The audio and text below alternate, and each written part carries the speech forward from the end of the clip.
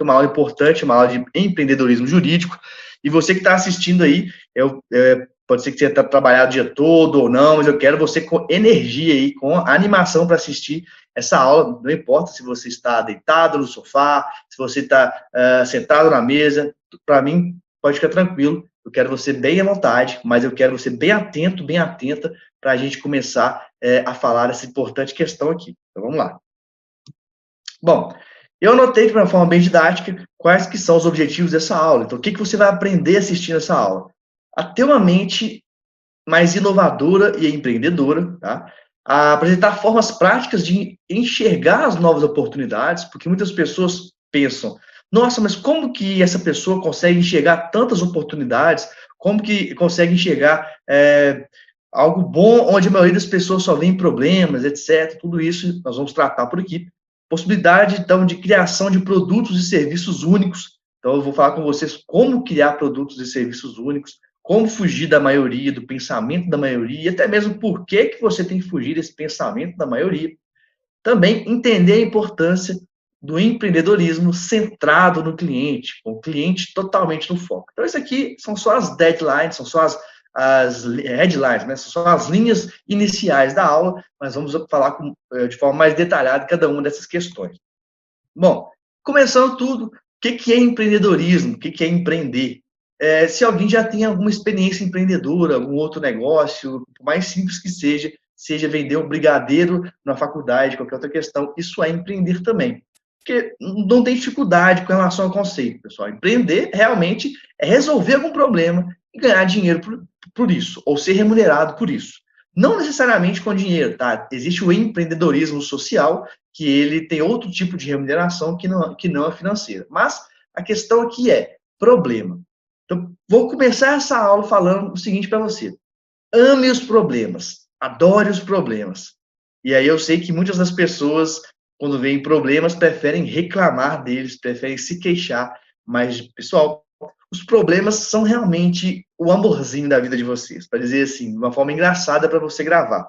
Por quê? Porque a partir do problema, quando você pensa, quebra a cabeça e resolve aquilo, você tem ou pode ter uma solução que pode te dar muito dinheiro e pode te dar muita realização também. Tá? Então, primeira questão de todas, já é uma dica inicial, se você quer empreender em alguma área e não sabe como fazer, e aí, claro, mas focado na parte jurídica, tenha sempre com você um caderninho e toda vez, ou no seu próprio celular, claro, toda vez que algo te incomodar, que você tiver vontade de reclamar de alguma questão, anote aquilo, porque aquilo pode ser uma solução, pode ser uma Lotec, pode ser uma Ligotec, que são as startups do mundo jurídico, ou até mesmo pode ser uma outra solução que não esteja no mundo jurídico, por que não, tá? Aqui eu ensino a parte jurídica, mas eu sei que muito do que eu ensino pode ser aplicado em diversas outras áreas. E aí, a questão do empreendedor, a pessoa que vai fazer acontecer essa solução e que vai entregar aquilo que as pessoas estão precisando. Primeiro, ele tem que ter, obviamente, uma iniciativa. Ninguém parado no sofá, acomodado, vai conseguir criar algo novo. Então, tem que ter iniciativa e quer criar uma solução e tem que ter uma paixão pelo que faz. Por que tem que ter uma paixão? Porque empreender é fácil? É claro que não. Empreender é realmente aquela montanha-russa de altos e baixos, que na manhã você pode estar rico e na noite você sente que está pobre. Isso faz parte do dia a dia do empreendedor. Isso é normal para todo mundo, tá? Não adianta você achar que é só com você, não. E no escritório nosso, como advogado, é a mesma forma.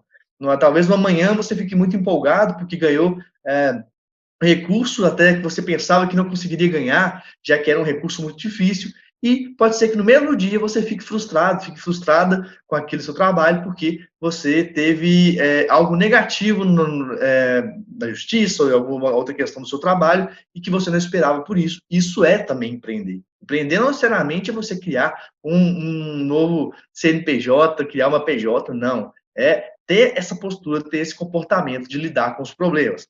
E aqui tem uma questão muito importante que o empreendedor ele deve utilizar recursos disponíveis e de forma criativa, transformando a sociedade onde vive. Por que isso é muito importante, pessoal? Porque não adianta você reclamar ou esperar um momento ideal para poder empreender ou resolver algum problema ou fazer algo de diferente. Você tem que começar com o que você tem. Então, com os recursos disponíveis. Mais para frente nessa aula eu vou te mostrar como mapear esses recursos disponíveis, mapear os contatos disponíveis, mas a primeira questão de todas é a mentalidade. Não adianta eu falar de ferramentas, eu falar de estratégias, como vamos falar nessa aula também sobre processo de venda, estratégia de venda, se você não tem a mentalidade para isso, se você não está com o foco correto, com a direção correta. Porque a verdade é, a sua mente define a direção que você vai seguir na sua vida. Se você acha que tudo é negativo, acha que com a pandemia não vai ter oportunidade para mais nada, você de fato não vai ter oportunidade. Você não consegue criar algo que a sua mente duvida. Então você tem que abrir a sua mente para essas questões e entender. O jeito que você tem é do jeito que você vai. Não vai esperar por nenhum momento ideal para criar algo diferente. Depois, a questão de assumir o risco e a possibilidade de fracassar. Isso é muito importante também, porque eu sei que muita gente deixa de tentar algo diferente, e aí, mais uma vez, empreender é tentar fazer de uma forma diferente algo do dia a dia, inclusive. Não é somente criar uma empresa, criar um novo produto. É experimentar de uma nova forma aquilo que você fazia de outra forma e que precisa ser mudado. E entender que fracassar é normal, e você precisa aceitar esse fracasso. Por que eu estou falando isso com vocês? Porque com toda essa experiência minha, de muito tempo, de vários, centenas de milhares de alunos, muita conversa com as pessoas, eu vejo que no mundo jurídico, em geral, não só no mundo jurídico, mas isso é mais forte, nós temos um medo gigantesco com relação ao erro, nós temos uma repulsa do erro, e nós não nos permitimos errar. Eu não estou dizendo aqui que você tem que perder prazo ou fazer alguma bobagem muito grande, não é isso. Eu estou dizendo que quando o erro acontecer, ele precisa ser realmente um degrau, ele precisa ser um aprendizado. Ele não pode ser algo que você vai ficar se culpando, porque a culpa não vai te levar a lugar nenhum. A culpa você pode estudar na responsabilidade civil, no direito penal, mas aqui falando de ser humano, você tem que se livrar da sua culpa. E aí, só assim você consegue tentar algo novo. Beleza, Marcelo, entendi. Então, por que eu deveria inovar no mundo jurídico, no direito? Por que eu tenho que sair do lugar padrão? Vamos lá. Eu acho que não é novidade para vocês, mas é bom reforçar. O óbvio, muitas vezes, precisa ser dito. Nós somos o país que tem uma maior profissional jurídico, uma quantidade de profissionais jurídicos por habitantes em todo o mundo.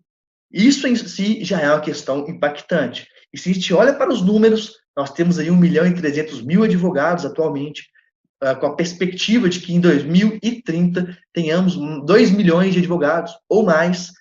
Você logo vê que isso torna o mercado muito difícil para quem faz mais do mesmo, para quem não tem uma visão empreendedora.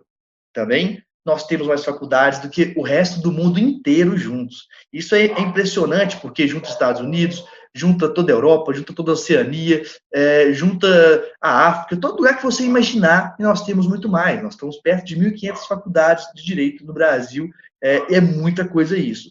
E todo o trabalho jurídico que for repetitivo, que for repetido, ele será automatizado. Então, se tem uma coisa que você tem que colocar na sua cabeça, você tem que abrir para a sua mente. Se o trabalho que você faz no seu dia a dia é copia e cola, é repetido, tome cuidado, você precisa se reinventar, porque a automação já está acontecendo e vai acontecer de uma forma ainda mais rápida, ainda mais intensa.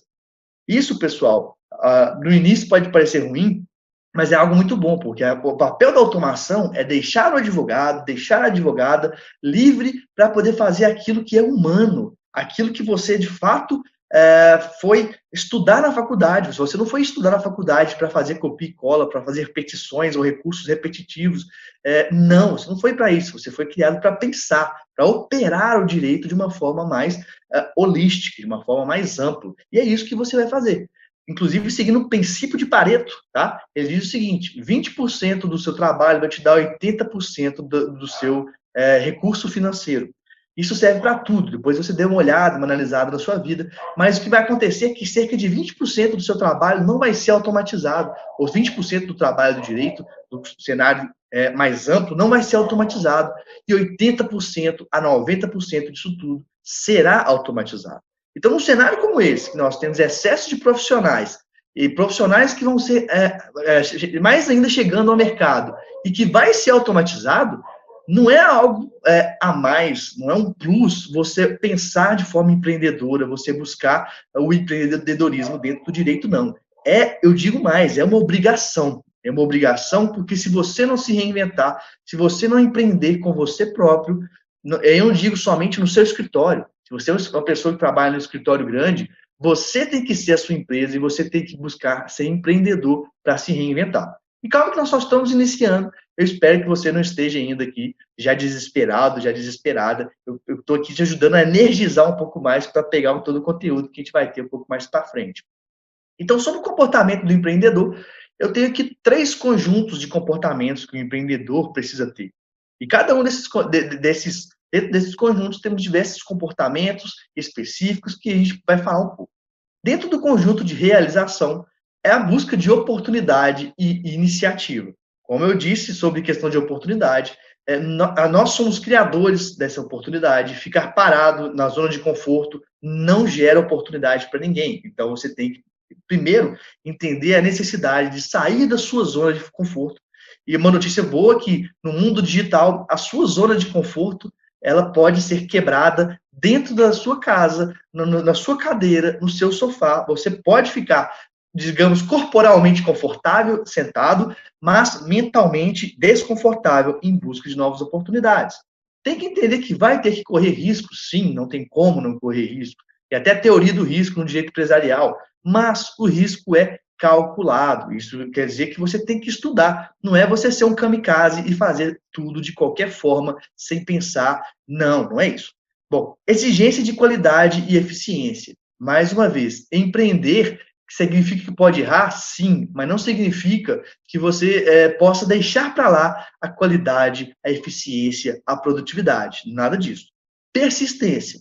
Eu acho que vocês já ouviram muitas vezes a palavra resiliência, mas eu acho mais interessante vocês usarem pela palavra antifrágil, que é utilizada no livro que tem esse mesmo nome.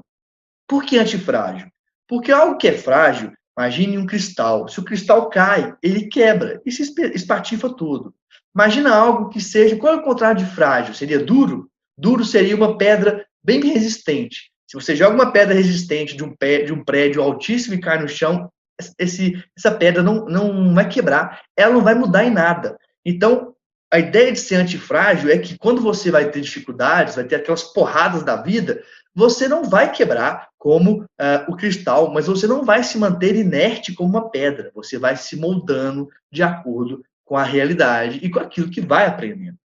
Com relação ao comprometimento, é óbvio que se você não se compromete ao seu sucesso, ao sucesso do seu negócio, quem mais vai comprometer? Aqui é uma questão importantíssima, que é a autorresponsabilidade, pessoal. A autorresponsabilidade que está muito relacionada à parte de inteligência emocional. Tem uma pesquisa que diz que nós brasileiros, em geral, somente 20% de nós temos inteligência emocional. Os outros 80% não temos. Então, provavelmente, a maioria de nós aqui não temos.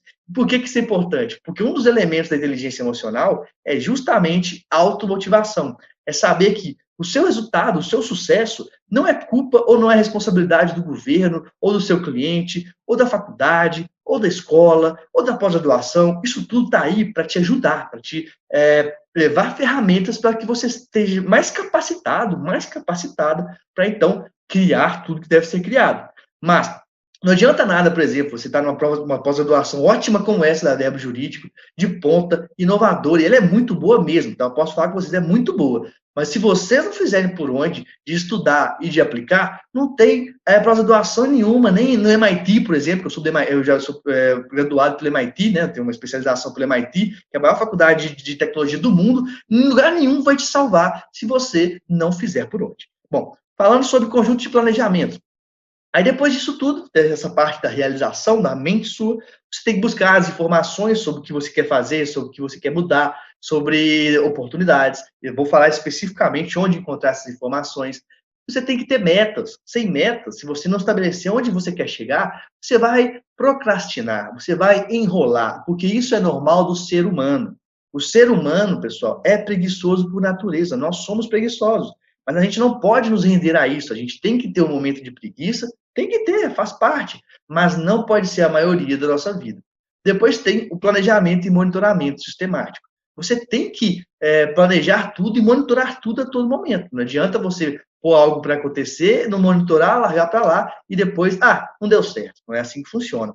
E tem a questão do conjunto de poder. O que eu quero dizer com isso? O empreendedor, ele precisa ter uma boa rede de contatos, ele precisa ter um networking grande e de qualidade, precisa fomentar isso. Então, você precisa sim continuar fomentando o seu network, mas o lado bom é que também o network online, o network digital vale muito. Então, como é que está a sua rede social no LinkedIn, que é a maior rede social corporativa? Ela está bacana? Ela não está? Se não está, na hora que acabar essa aula, vá lá arrumar, começa a ver como é que você pode melhorar. Como é que está seu Instagram? Seu Instagram, ele tem conteúdo, ele tem algo que atrai as pessoas, que gere oportunidades. Como é que está outras questões? Pessoal, pelo LinkedIn, eu já tive tanta oportunidade que vocês não fazem ideia, justamente por ter fomentado a minha rede social. E se eu fiz, vocês podem fazer também, é óbvio que podem. Para quem não sabe ainda de mim, a minha carreira toda começou no interior de Minas, uma cidade pequena. E mesmo assim, ou até por isso, não sei, eu consegui aproveitar diversas oportunidades. E o que eu quero dizer com isso não tenha desculpa. Se você é uma cidade pequena, isso não é desculpa para não crescer. E se você é de uma cidade grande, também não pode ser desculpa para não crescer, porque cidades grandes têm umas suas dificuldades também, eu sei. Eu só estou te dando um exemplo pessoal que serviu muito para mim e que eu acredito que possa servir para você também. A questão da persuasão também. O empreendedor precisa ser um bom vendedor. Você precisa saber como vender a sua ideia para alguém. A sua ideia, o seu ponto de vista. Isso é muito importante. A questão da independência e autoconfiança. É muito bom, pensando como empreendedor, eu não depender de nada ou de ninguém, eu tenho depender muito pouco para fazer as coisas. É aquela questão, só vai, use o que você tem, acredite em você e faça, e vá, e avance. Então, trabalhando aqui agora essa questão do comportamento, da cultura, vou falar um pouco mais aqui sobre a cultura do erro e a gente vai avançando. Seguinte, sobre a cultura do erro, eu coloquei um slide só para isso, para frisar ainda mais. Você quer começar, você quer tentar algo novo, eu disse mais uma vez, tentar algo novo, pode ser dentro do seu próprio escritório, pode ser dentro do seu dia a dia, pode ser uma nova forma de escrever uma peça, uma nova forma de atender o cliente, uma nova forma de prospectar o cliente. Tudo isso é empreendedorismo. Mas entenda, vai dar coisa errada, você vai errar muito. Isso é normal, tá? Você não pode ter medo do erro. Você não pode ser, como várias pessoas que eu conheço, que se xingam, tipo assim, nossa, que burro, você errou, e bate na própria testa, e se xinga. Não, isso não vai fazer sentido. Você vai errar. Só que se você tiver consciência que o erro é caminho para o sucesso, você vai longe, um pouco a cada dia, com consistência. Não adianta fazer muito um dia e nada do outro dia. Então, por exemplo, você trabalha o dia todo, tem que estudar, e ainda fala, pô, eu tenho família, eu não tenho tempo para empreender, como é que eu faço? Olha, comece e tenha consistência. Nem que seja meia hora por dia, você vai estudar sobre o mercado, você vai ler, nem que seja um pouquinho, mas vá, não use isso como desculpa, porque se você faz, por exemplo, meia hora por dia, no final de um mês, você tem quanto? Você tem 15 horas, exatamente. Você tem 15 horas feitas, então você tem que ir. Empreender agora também é inovar. Não tem como eu dissociar a inovação do empreendedorismo. Isso não tem como. Então, entenda, tenha uma mente inovadora. Abra a sua mente para o novo, para novas questões, para novas ideias. Não pode, no mundo hoje, que é um mundo digital, ter uma mentalidade fixa.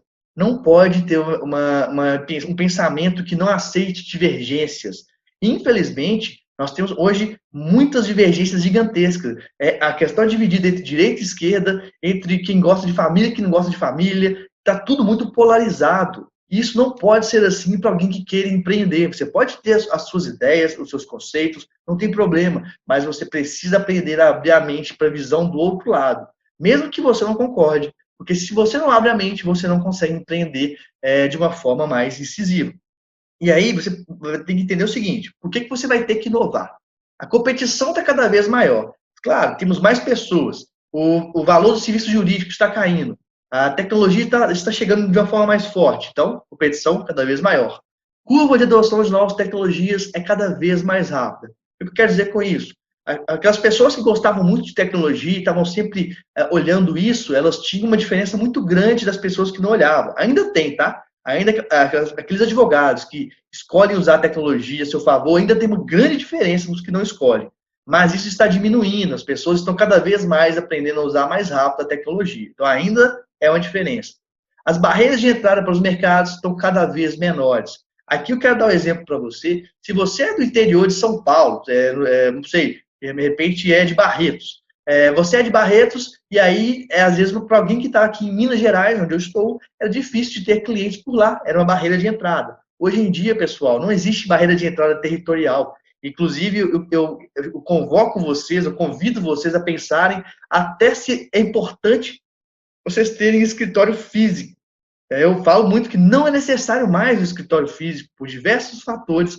Então, isso por quê? Porque agora não tem mais barreira de entrada física, você consegue fazer tudo de onde você estiver.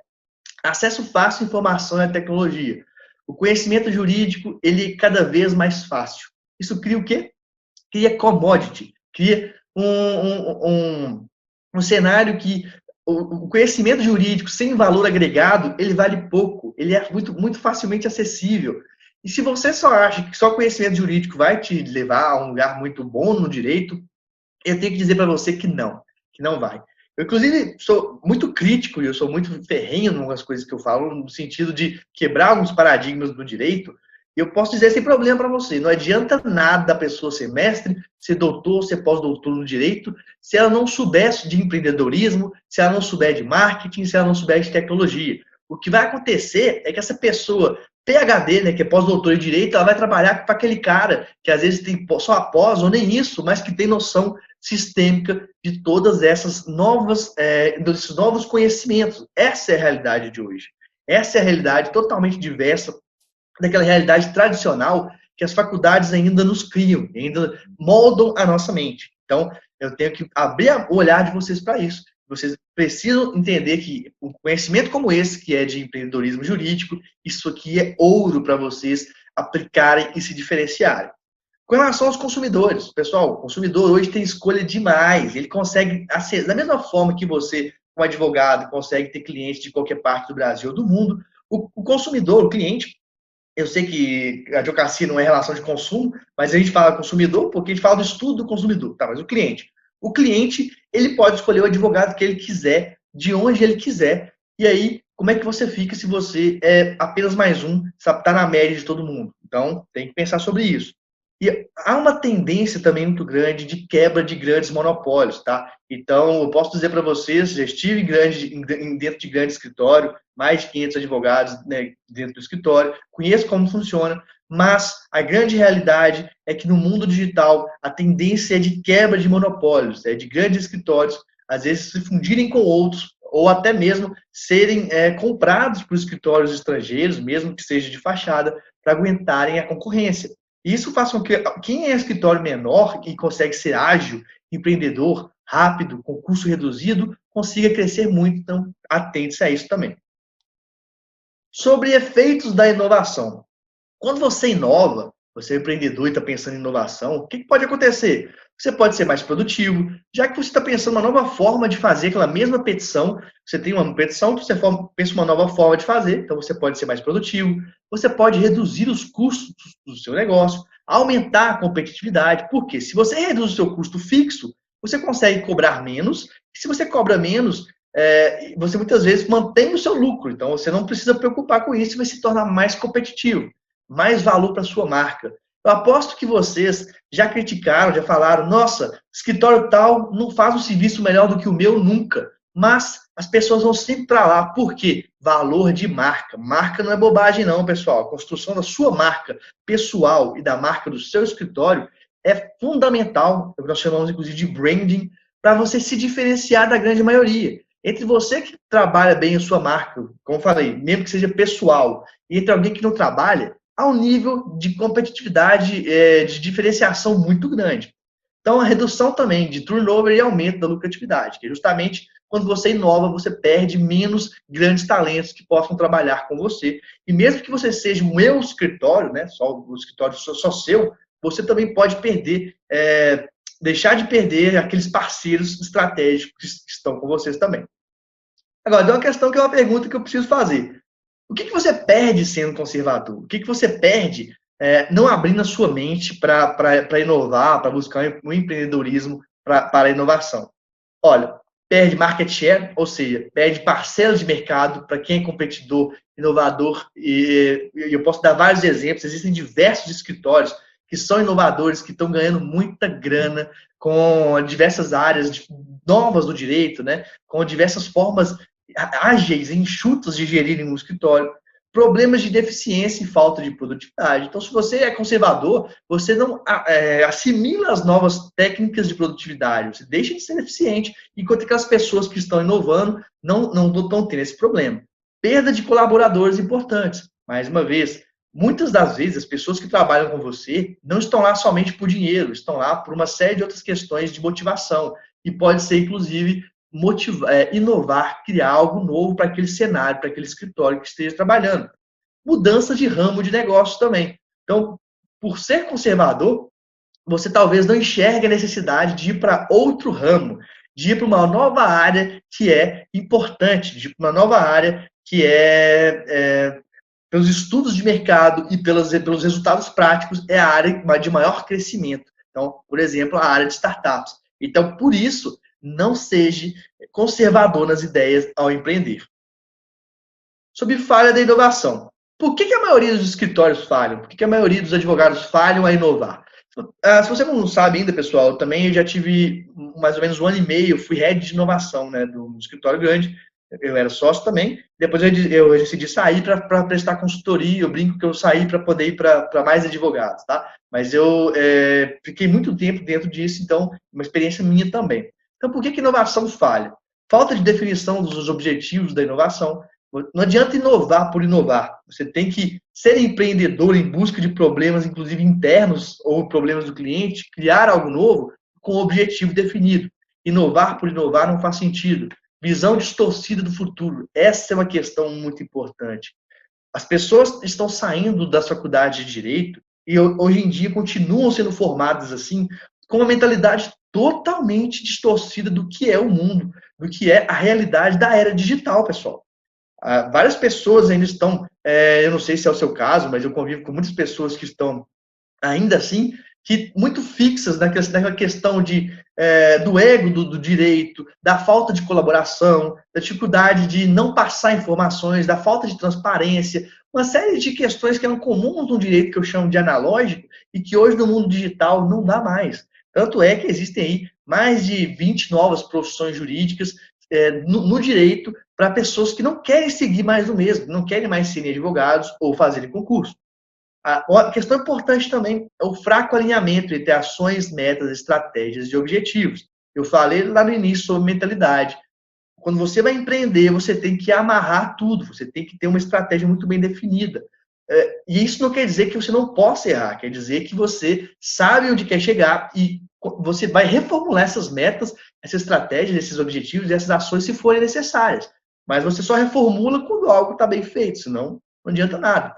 Falta de participação dos colaboradores. Então, se você quer ter no seu escritório mais pessoas e quer inovar, quer fazer um intraempreendedorismo, quer um empreendedorismo dentro da própria organização, e as demais pessoas não estão envolvidas ou a mentalidade delas não estão favoráveis a isso, não vai acontecer. É bem complicado de acontecer.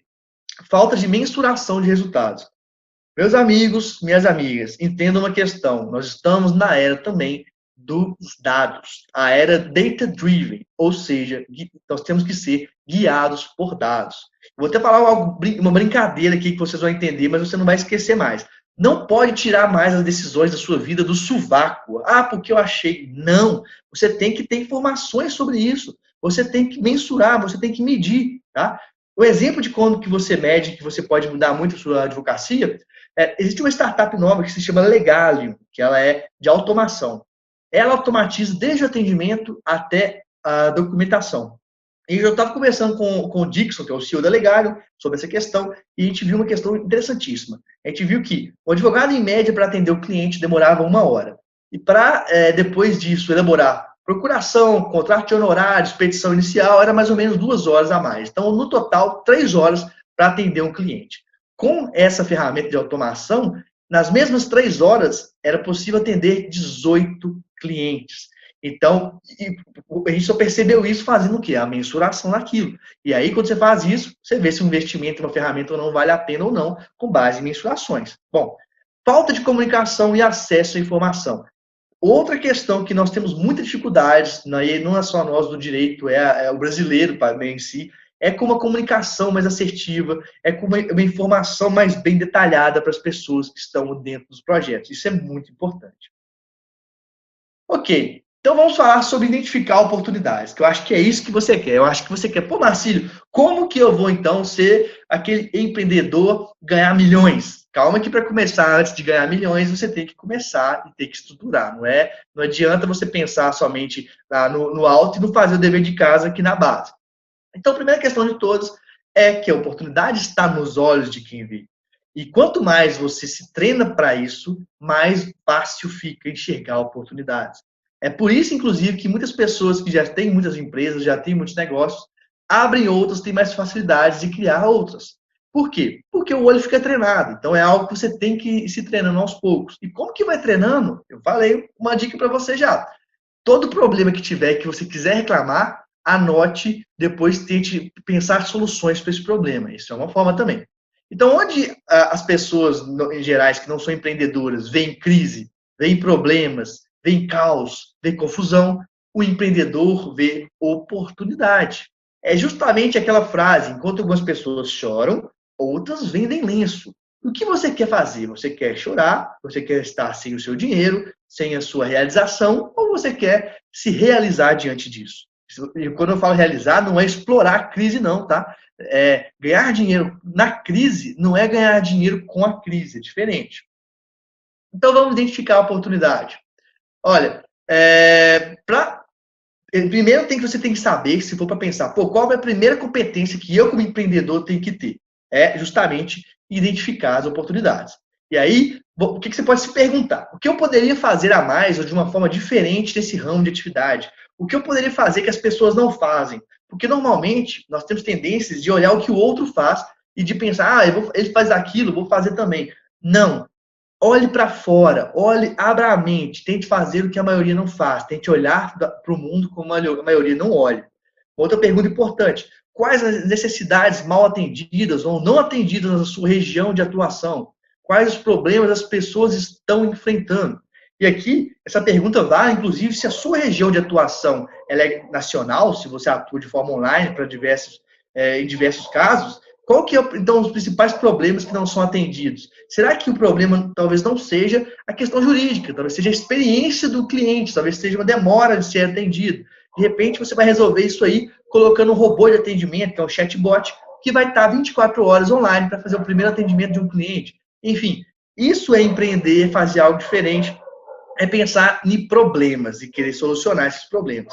E qual o diferencial que o cliente apreciaria nesse setor? Então, como é que você vai saber que diferencial que o cliente vai apreciar? Pergunte para o seu cliente, pergunte para o cliente. Isso é muito importante. O meio jurídico tem uma tendência a achar que sabe tudo. A gente acha que sabe qual é a melhor solução para o nosso cliente. Mas eu não estou falando aqui da solução técnica. Eu estou falando aqui da solução verdadeira. O que o seu cliente quer? Qual é o objetivo dele te buscar? Não é entrar com uma ação de revisionar, não. É pagar menos por mês, pagar menos juros. Então, tente entender o que o seu cliente quer, converse com ele. E, inclusive, o que eu mais indico é pergunte para ele, crie formulários. Tem formulários do Google que são gratuitos, você pode criar, perguntar um monte de coisa e fazer, então, essa pesquisa com o seu cliente. E o cliente seu, tá? Pode ser, inclusive, interno. Você pode ser um departamento jurídico de uma empresa, pode ser colaboradores. Então, a pesquisa de problemas serve para tudo, para você identificar tudo.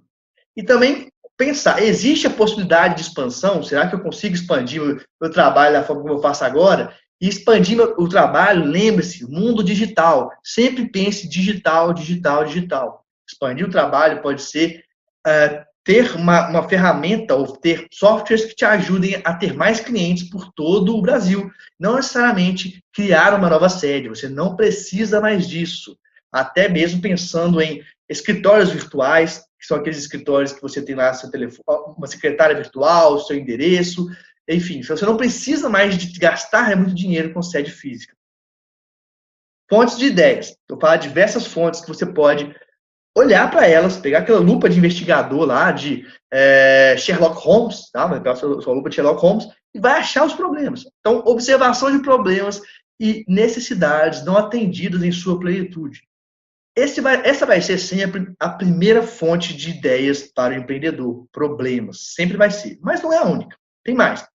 Ideias que deram certo em outros lugares.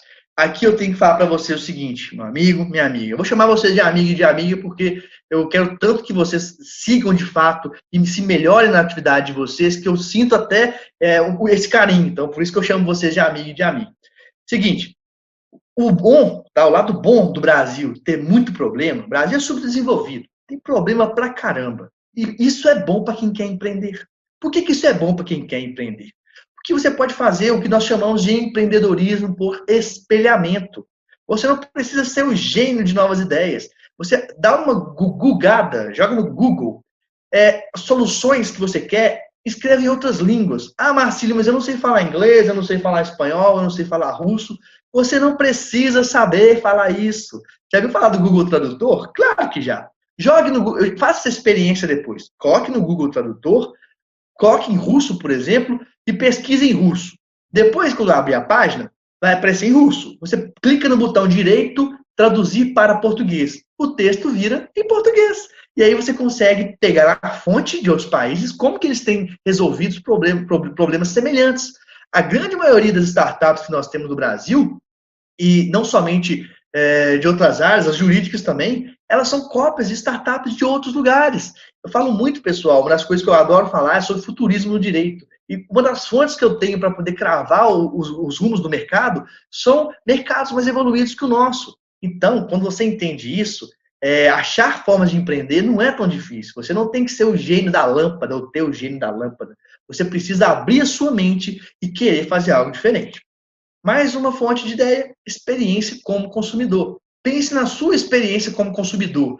Aquilo que você teve de experiência, que você fez assim, uou, que gostoso, que delícia. Pense nisso.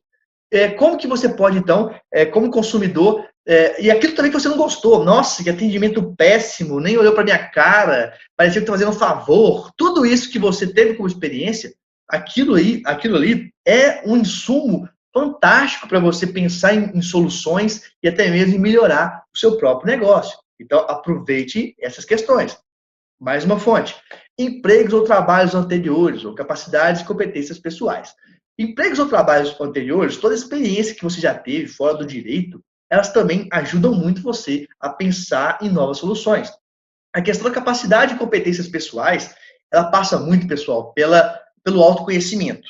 Tá? Tem várias pessoas aí que eu sei que sabem muito de alguma coisa, mesmo que não seja no direito, e eu convido vocês a olharem para vocês próprios, tá? Meninas, meninos, homens, mulheres, todos que estão aí, olhem para vocês próprios, olhem no espelho depois e falem, o que eu sei que eu sou muito foda? O que eu sou muito bom? O que eu sou muito boa? E isso pode ser algo que pode gerar uma diferenciação, um empreendedorismo, algo diferente. Então perceba sobre isso também. Isso é uma fonte de empreender. Uma outra fonte, tendências do ambiente, também mudanças demográficas e mudanças sociais. Então, olhe para o ambiente. Nossa, o ambiente está mais poluído, está menos poluído. Nós temos mais pessoas, menos pessoas. As pessoas estão mais online. Galera, com essa pandemia que nós estamos tendo aí, a mudança da transformação digital, pelo menos a parte de ferramentas, porque transformação digital são 3 etapas.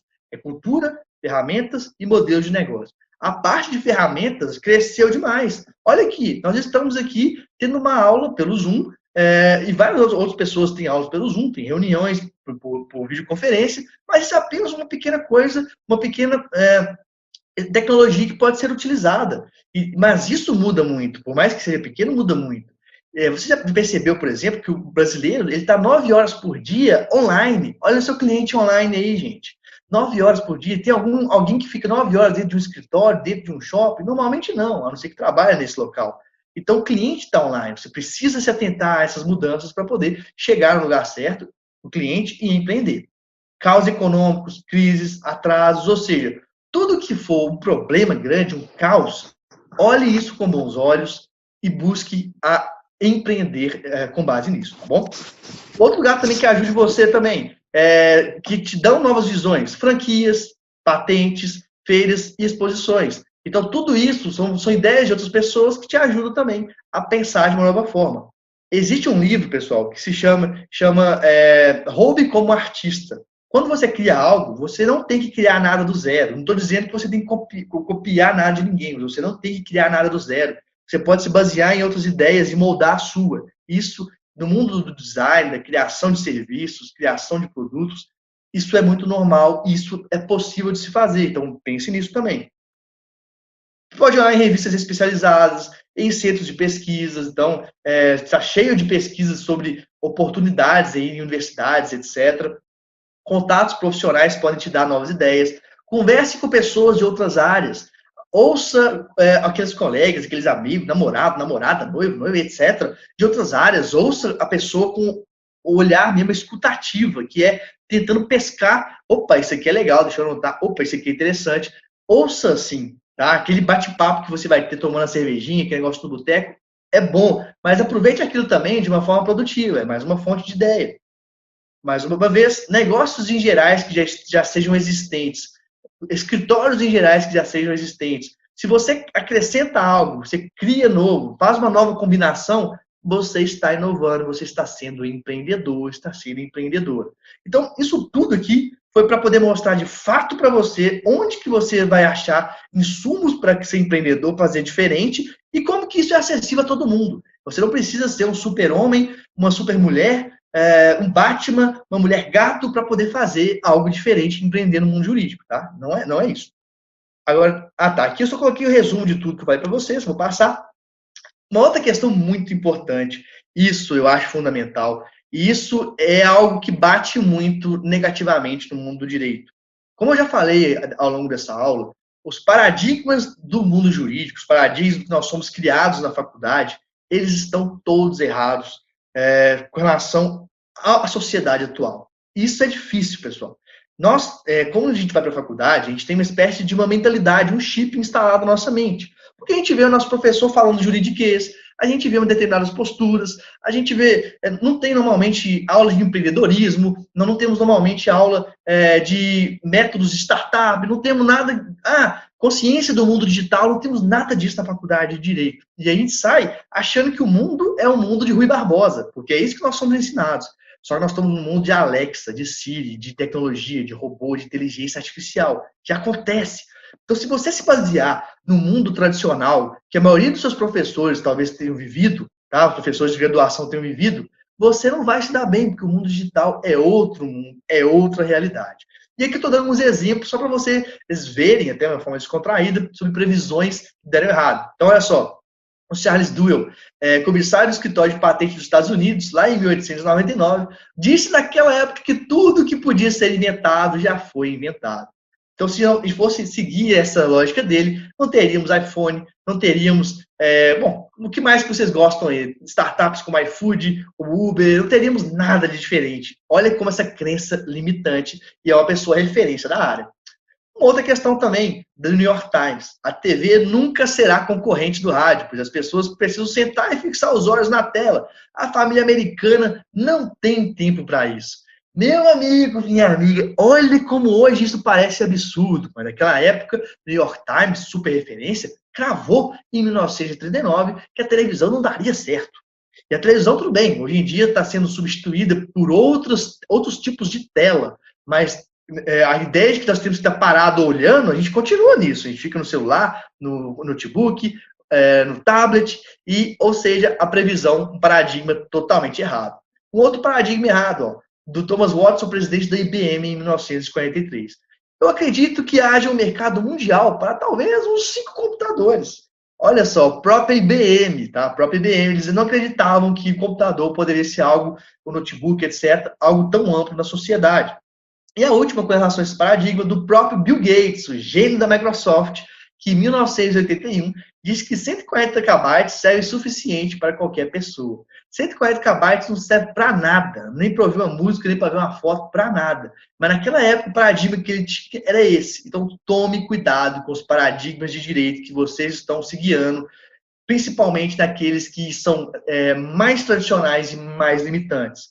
Eu não estou aqui para poder colocar praga em ninguém, eu estou aqui pelo contrário, para abrir a mente de vocês. Tudo bem, duvidem de mim quando eu falo sobre futurismo, mas se permitam observar as tendências do futuro, mesmo que você duvide, porque quando você se permite, você já está com um pezinho assim observando. Quando você está travado para mudanças e para observar as novas oportunidades, você já está perdendo para todo mundo que já está observando. Então, fique esperto com isso.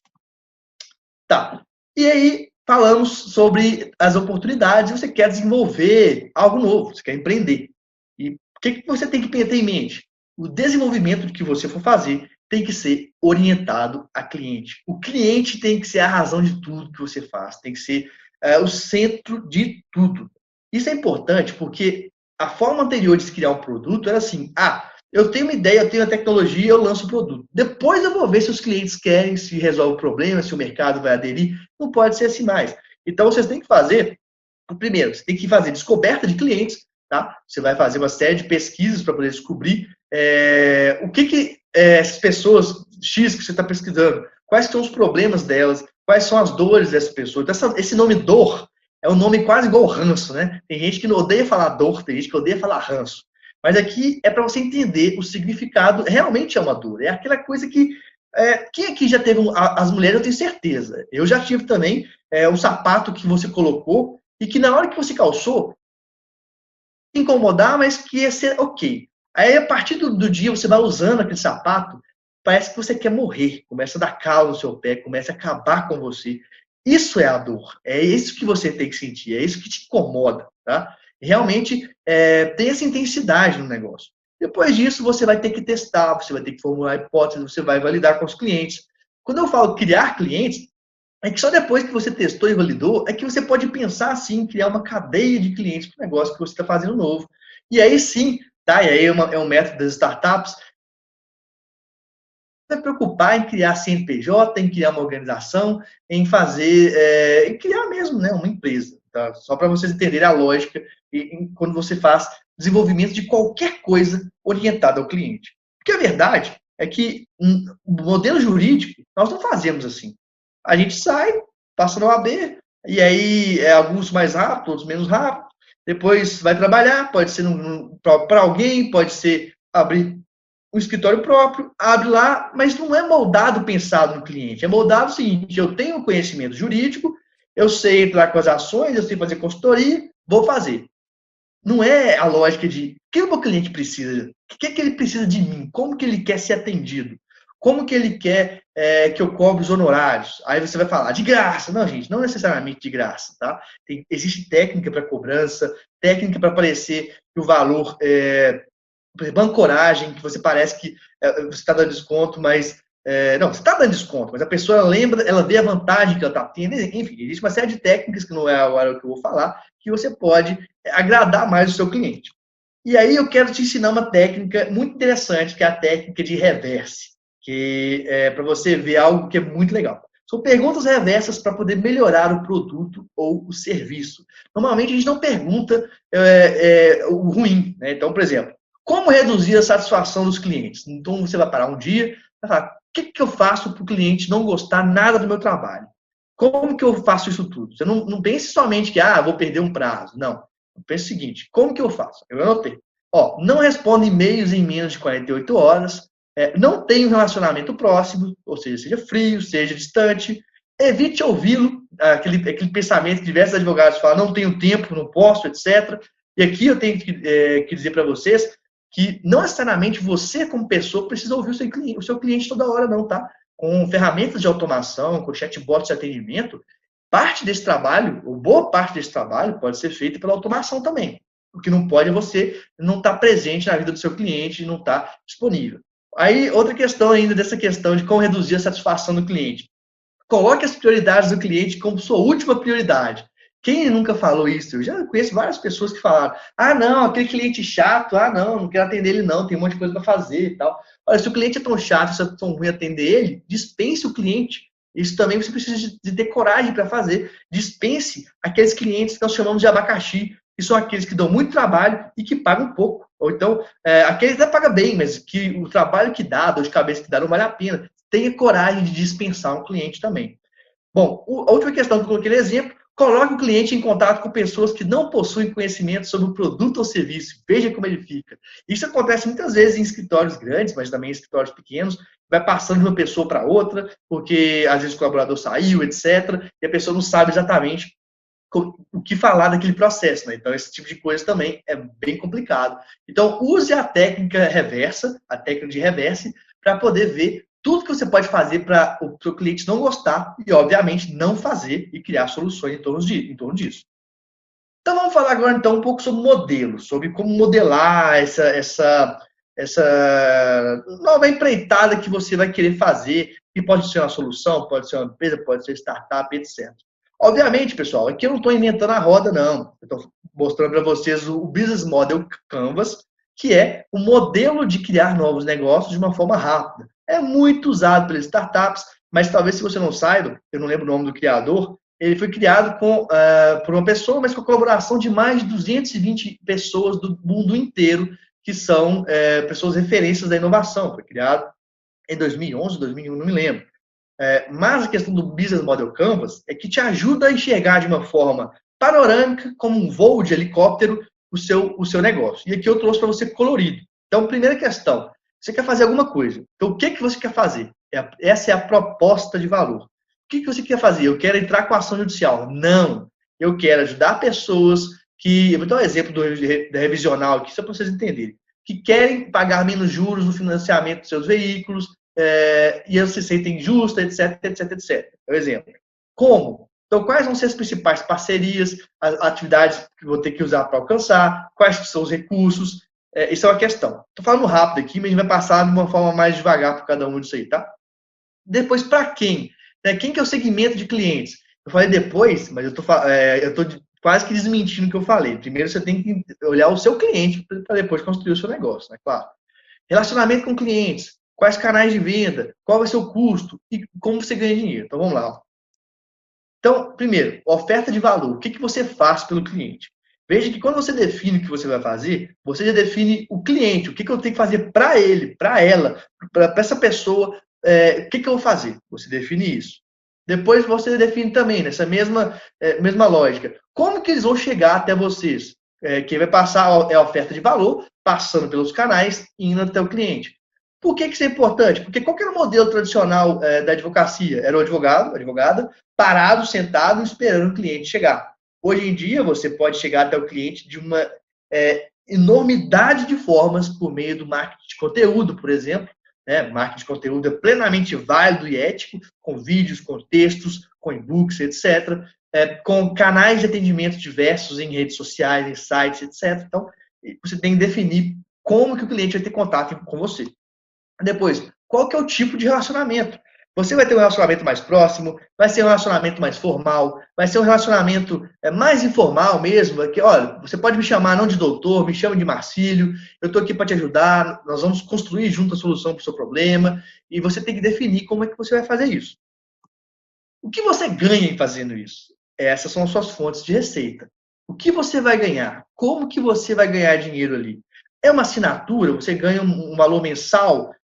A pessoa te paga mensalmente, inclui tal coisa, fora desse serviço, paga um valor adicional, como é que vai ser? Porque, por exemplo, o pessoal usa muito hoje em dia aquele sistema de pontos, né? Paga lá, vou dar um exemplo aqui, R$500, e aí tem direito a tantos pontos, que é tantos serviços, se quer algo a mais, compra mais pontos, compra mais créditos e vai usar. Isso tudo tem que ser definido por você. O que fazer para ajudar? Na verdade, o que fazer para que essa oferta de valor sua seja entregue até o seu cliente. Essas são as atividades-chave. Eu tenho que ter conhecimento jurídico, eu tenho que ter uma ferramenta de marketing para chegar até ele, eu tenho que ter isso, tem que ter aquilo, você tem que definir isso. É só as atividades. Agora, o que eu preciso para ajudar? Quais que são os recursos, né? Na verdade, fazer uma atividade. Você precisa de um marketing digital, uma atividade. Recurso. De repente, uma ferramenta de automação de marketing. De repente, alguém para criar as artes. Como é que é? Um escritor fantasma. Esqueci como é que fala em inglês. Um escritor fantasma, que é alguém que vai escrever seus textos de atração do cliente. Tá? Isso tem muito já, inclusive, no direito. Tá? São pessoas que escrevem para outras pessoas e a outra pessoa assina em nome de quem contratou, porque as pessoas não têm tempo de criar conteúdo, então faz esse tipo de coisa também. Então, esses são os recursos chaves para chegar até a atividade chave. Quem que promove os recursos? Quem são os parceiros que são fundamentais para você conseguir ter esses recursos e tudo acontecer? Quem são as pessoas que você vai contar para te ajudar nisso aí? Tá? E o que me custa? Quanto que me custa toda essa estrutura? Então, eu quero ter um chatbot de atendimento, quanto que me custa? Eu quero ter, como eu mencionei, a Legalium lá, para automação de todo, desde atendimento até documento, quanto que me custa? Eu tenho que ter um plano premium do Zoom para poder ter chamadas sem tempo cortado, quanto que me custa?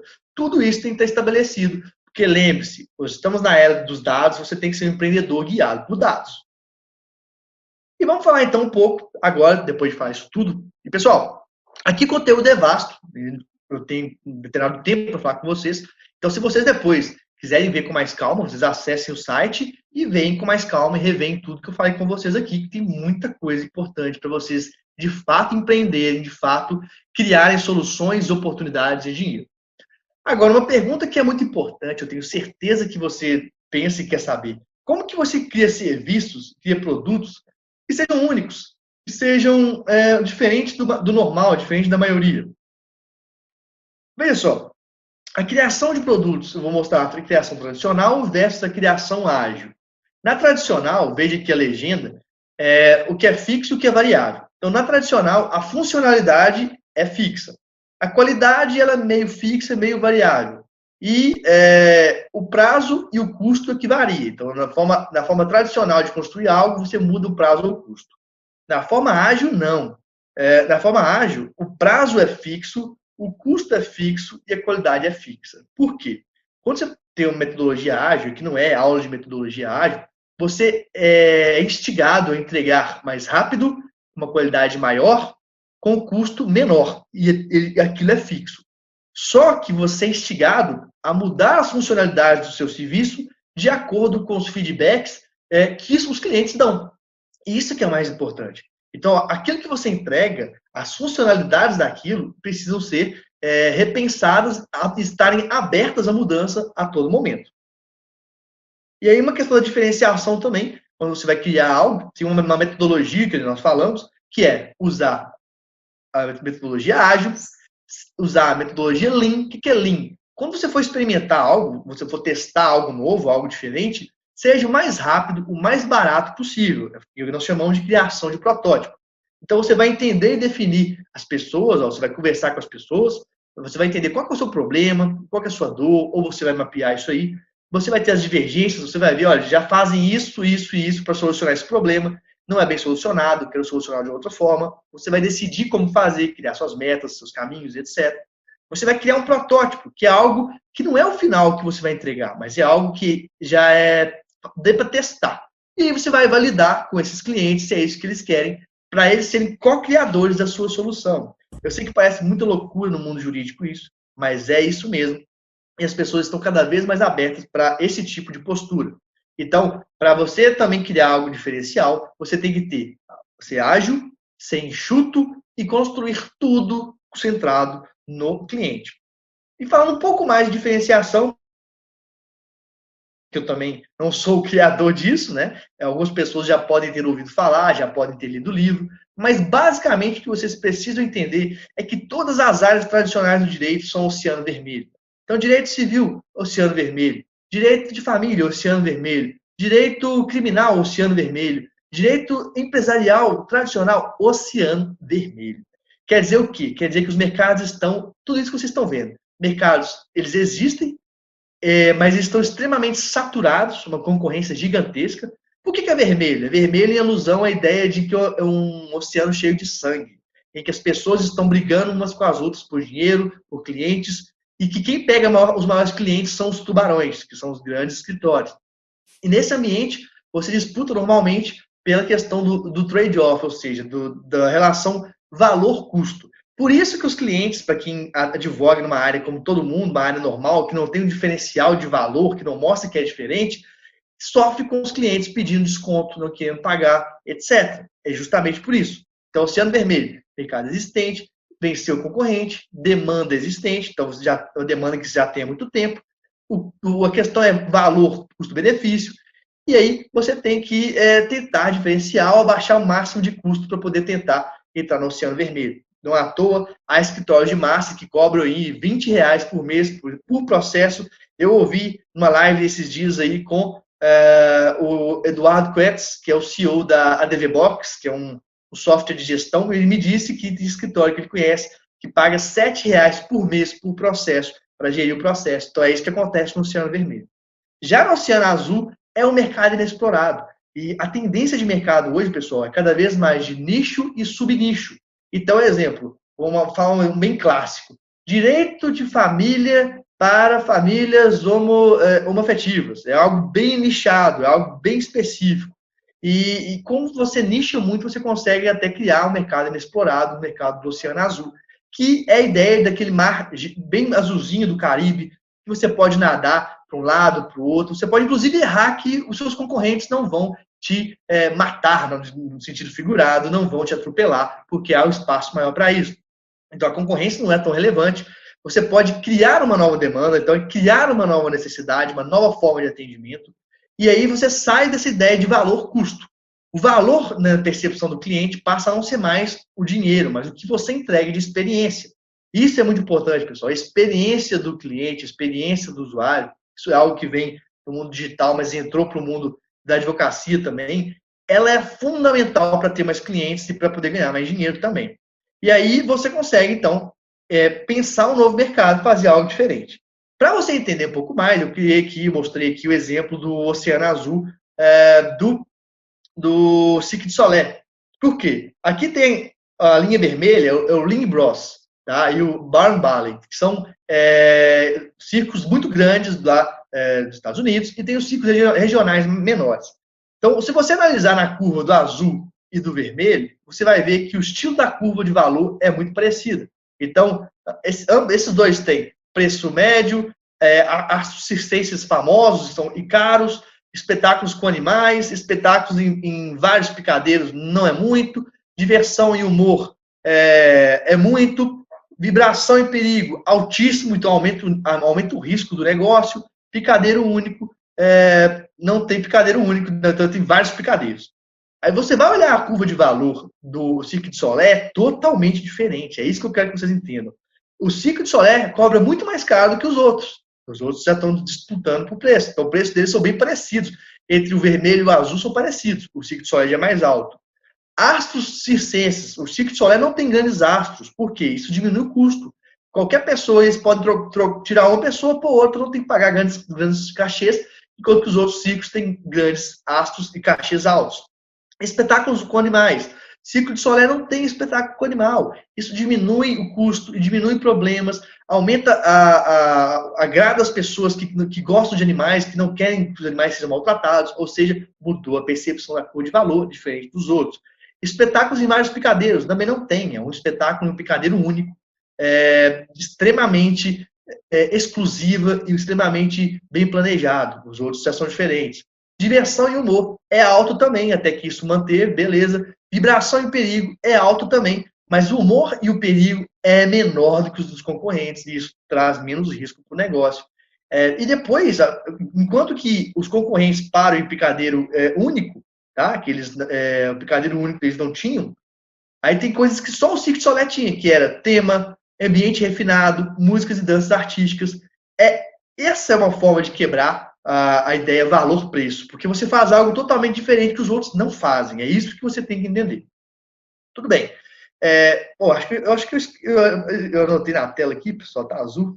Bom, enfim, vamos continuar. Qual pergunta, então, vai te guiar? Antigamente era, para onde vou? Agora a pergunta é, para onde eu quero ir?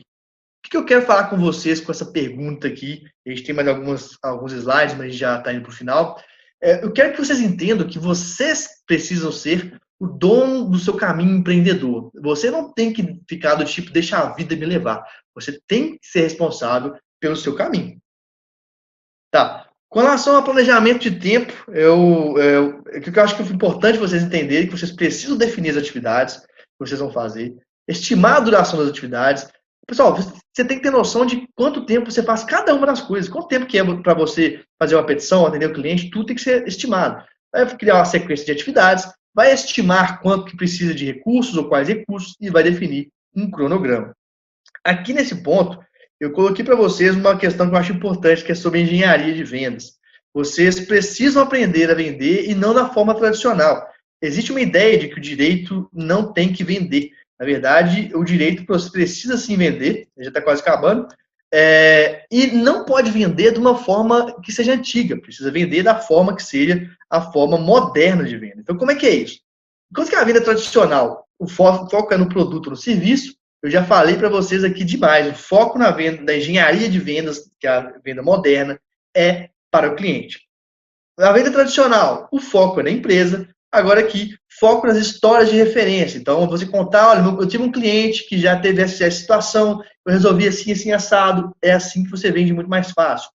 Na venda tradicional, venda é fazer o cliente comprar. Você tem que fazer o cliente fechar negócio com você de todo jeito. Agora não. A venda é ajudar o cliente a fechar o negócio com você, a fechar o contrato, a empreender. Depois, abordagem não planejada. Você não planejava uma abordagem. Agora você tem que criar diversas formas de abordagem planejadas com seus clientes. Na venda tradicional, você olhava pelos seus olhos, sua forma de enxergar, a sua forma como advogado de enxergar as questões jurídicas. Agora não, na venda da engenharia de vendas, você tem que enxergar tudo pelo olhar do cliente. Faça esse exercício, é muito importante. O que eu quero que vocês entendam aqui, para quando vocês forem ler e prestar atenção nisso, é que, primeiro, vocês precisam saber vender, tá? Não tem essa ideia que advogado não sabe vender. E segundo, que vocês não podem pensar em vender da forma tradicional. Vocês precisam de pensar em vender como a engenharia de vendas, que é tudo isso que eu pus do lado direito. São 2 slides. Esse slide e o slide seguinte também falando de como vender, de como integrar diversas partes, tá? Então, fiquem espertos com isso também. E eu quero falar um pouquinho também rapidinho sobre o processo de venda. Já está acabando, mas só para você entender o seguinte. Se vocês não quiserem vender, vocês nunca vão conseguir. Se vocês acharem que vender não é para advogado, vocês nunca vão conseguir vender. Então, primeiro, mais uma vez, vocês precisam vender. E a venda, pessoal, ela começa antes da venda. Existe o momento de pré-venda, que é quando a gente gera leads. O que é gerar leads? Gerar interessados. Depois que você gera interessados, você qualifica esses interessados, então ele começa a entender mais sobre o que você faz, como você faz, e ele começa a interagir, a integrar mais com você. Depois começa a fase de proposta e negociação, depois a fase de venda mesmo, de fechamento do deal, nós falamos. E depois que você fechou a venda, você tem que ter um pós-venda. Inclusive, as empresas mais inovadoras, eles têm o que chamam de Customer Success, que é sucesso do cliente. O escritório de advocacia ainda não entendeu que precisa ter uma área de sucesso do cliente, porque é muito mais barato manter o cliente do que adquirir o cliente. A gente chama de métrica de manter um cliente no seu escritório é mais barato que a métrica de adquirir esse cliente. Então, veja só, a fase 1 de pré-venda, você tem que analisar o mercado, você tem que fazer benchmarking. O que é benchmarking? É analisar os seus concorrentes principais. Você tem que analisar, você tem que entrar no site deles, se puder, mandar alguém para ser atendido por eles, para ver como é que é. Tem que analisar. Tem que fazer pesquisa, tem que definir seu público-alvo, tem que ter o seu posicionamento. Então, isso é importante pelo seguinte, se você quer atender todo mundo, você vai acabar não sendo especial para ninguém. Quem quer agradar todo mundo, não agrada ninguém. Então, você tem que ter um posicionamento específico. Canais de venda, você tem que ver por onde você vai chegar até o seu cliente. Vai ser pelas redes sociais somente? Que hoje é possível? Tá bom, vai ser pelas redes sociais. Quais? Instagram, Facebook, site, Twitter, LinkedIn? Ah, não, vai ser presencial também. Então, como é que você vai fazer essa abordagem presencial? Você vai em eventos? Você vai visitar a empresa? Então, você tem que definir isso tudo muito bem. A fase 2 é a fase da venda, que de fato você prospecta e entra em contato com o cliente. E depois, lembre-se sempre, quando fechar com o cliente, continue tratando bem ele, com cuidado, com atenção, que é a gestão desse cliente, a gestão da conta, digamos assim, tá? E esse último slide, antes de eu terminar, eu quero falar com vocês, que eu quero mostrar para vocês aqui na parte da venda, aqui, ó, veja esse gráfico. É o valor adicionado da compra e o custo por transação. Perceba que a internet tem um mais baixo custo de você chegar até o seu cliente. Então, o custo de chegar ao cliente pela internet é baixo. Isso significa que você pode cobrar menos do cliente, claro, dentro dos parâmetros da OAB, etc. Mas mesmo cobrando menos, você pode ter um lucro maior, porque o seu custo de manter o seu escritório ou de chegar até o seu cliente é menor. Então, isso é uma questão que eu quero que você atente, principalmente, mergulhe no mundo digital, mergulhe no mundo online. Se alguém falar com vocês contando vantagem, ou até vocês próprios, hein? Agora eu vou pegar um ponto de vocês. Ah, não, eu sou especialista em direito digital. Fala assim, grandes, né? Por quê? Porque isso só não é o bastante mais para o mundo da transformação digital, não. Vocês têm que saber tudo sobre como funciona a lógica do mundo online, não apenas ser um advogado ou uma advogada de direito digital. Isso é muito pouco, é muito limitado com relação a todas as oportunidades que vocês têm na vida digital, na vida da era do mundo dos